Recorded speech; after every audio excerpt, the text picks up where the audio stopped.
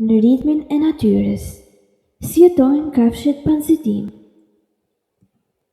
Në një botë ku gjithçka duket se lëviz me shpejtësi të pakapshme, ekziston një ritëm që nuk ndikohet nga zhurma, presioni apo koha vendosur nga njeriu.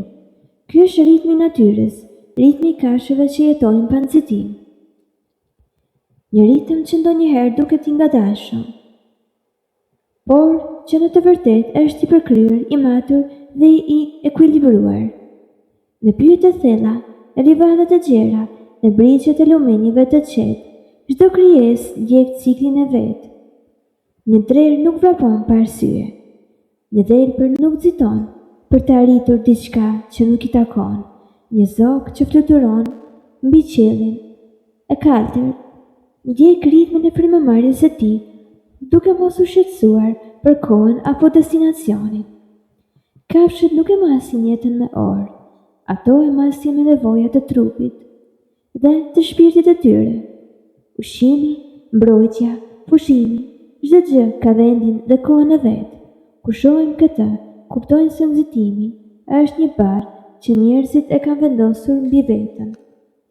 Anksi dhe stresin shpesh krijojnë vetë, duke harruar se një jetë pa nxitim është e mundur dhe ajo është natyral. Në një grup kafshësh, secili ka rolin e vet. Një udhëheqës nuk imponon, por udhëheq me kujdes dhe përvojë. Një prind nuk shqetësohet për të nesërmen, por kujdeset për të veçlit me durim. Bashkëpunimi nuk është një detyrim, është një pjesë e ekuilibrit të jetës. Çdo veprim i vogël apo i madh ka një funksion dhe kjo krijon harmoni. Në këtë ritëm nuk ka tension të panevojshëm. Nuk ka ankth që vjen nga krahasimi apo nga konkurenca. Çdo kafshë di kur të ndalet, kur të ecë, kur të marrë frymë, madje edhe gabimet janë pjesë e mësimit, jo pasoja që mbajnë mend për jetë të tërë. Ky është një mësim i heshtër për njerëzit, të cilët shpesh ngarkojnë veten me presion dhe pritshmëri të panevojshme. Lumi rrjedh pa ngut.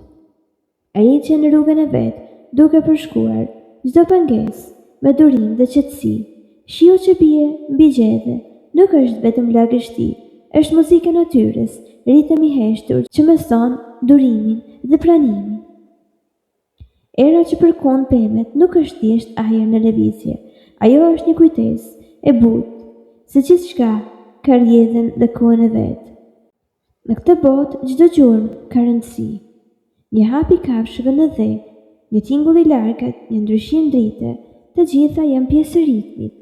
Nëse i shikojmë me vëmendje, ne mësojmë të ngadalsojmë. Frymarrja lon përshtatet me ritmin e tyre. Mendimet e shqetësuara largohen duke lënë hapësirë për qetësi. Kafshët nuk kërkojnë të jenë shembull për njeriu, por ato janë. Ato tregojnë se jeta nuk ka nevojë të jetë e shpejtë për të qenë e plotë.